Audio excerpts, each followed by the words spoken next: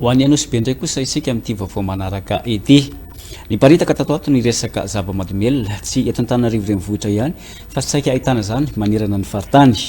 Ary maro moa ny olona roboka simba ary lasa dala mihitsy amin'ity resaka zava-mahadomelina ity, indrindra ireo tanora eritreriny ka miteraka tsy fandriam-pahalemana eny anivon'ny fiarahamonina izany. Manoloana izany dia mitony ezaka izay ataon'ny mpitandron'ny filaminana ao Nosy Be manoloana ny fiparitahany izay zava-mahadomelina izany. Tafiditra amin'izany moa na ireo mpivarotra na ireo mpanjifa mahakasika izay, ary dia misy ihany koa ny fepetra izay tsy ahafahan'ireo olona amin'ny fanaraha-maso ireo olona miditra sy mivoaka amin'ny faritra Nosy Be iny. Fanadihadiana raha antsika amin'ny Elza fanjavany ireny.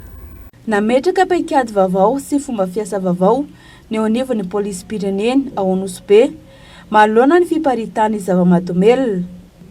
Raha ny fanazavana mantsy dia ireo olona izay hiditra ao Nosy Be no tena ahitana zava-mahadomelina.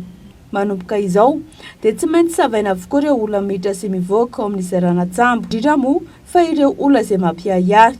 Raha ny omaly manokana dia lehilahy iray avy any Ankifiny niditra tao Nosy Be no saron'ny polisy izay nitondra rongony 530 paquets izay milanja 7 kilao.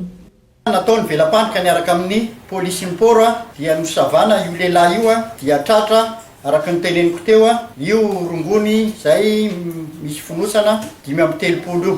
Ankoatrany paik'ady sy fomba fiasa vaovao dia efa samy miantso sy manome vaovao maro-potoana ihany koa amin'ireo mpitandron'ny filaminana ireo vahoaka ao Nosy Be raha ny fanazavana.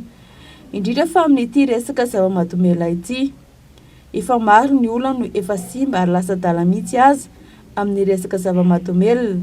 Eto zany dia isorana be da be ny fiaraha-miasa amin'ny vahoaka amin'ny fanomezana vaovao, ary izay nefa iangaviana ny vahoaka matetika mihitsy hoe mba hisy ny fandriam-pahalemana eto an-tampon-tanàna Nosy Be dia mangataka fiaraha-miasa ny mpitandron'ny filaminana, ka dia isorana ny olona tsara sitrapoa nanome an'izao renseignement mba nafahanay misambotra ny olona. Mbola mpanaovana famotorana lalindalina kokoa ny Polisim-pirenena amin'ity tovolahy ity satria manamafy fa efa tambajotra matanjaka ny fampidirana rongony tahaka izao ao Nosy Be, ary tsy vitan'olona iray izany.